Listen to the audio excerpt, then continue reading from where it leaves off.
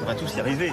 Et moi, non, moi je suis un fils d'hospitalier, j'ai pas envie de laisser tomber l'hôpital. Il faut bien comprendre qu'aujourd'hui, nous avons moins de lits et moins de personnel qu'en janvier.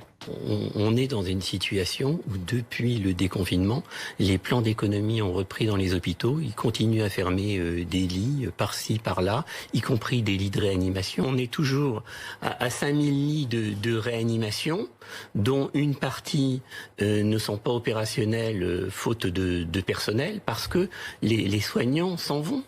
Il y avait 7500 postes d'infirmiers vacants en juin. On est passé à 34 000 postes infirmiers vacants dans les hôpitaux en France.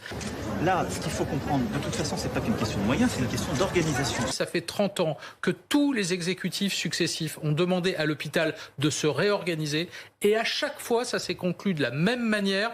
Faites plus avec moins.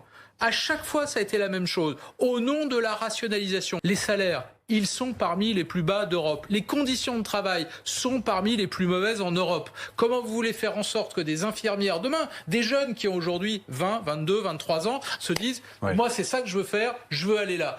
On a 180 000 infirmières diplômées qui n'exercent pas leur métier parce qu'elles ne veulent pas travailler en sous-effectif, sous-payés, dans des conditions de travail lamentables. Si je me suis engagé à faire le Ségur quand j'étais à Mulhouse et que derrière on l'a fait et qu'on met les moyens, c'est parce que j'y crois.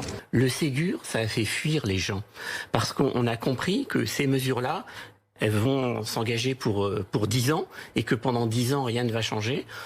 31 000 soignants, dont 29% infirmiers et 24% aides-soignants, ont été contaminés par le Covid lors de la première vague. Là, ils viennent de décider que la reconnaissance en maladie professionnelle, ce sera que pour les soignants décédés ou qui sont passés sous assistance respiratoire.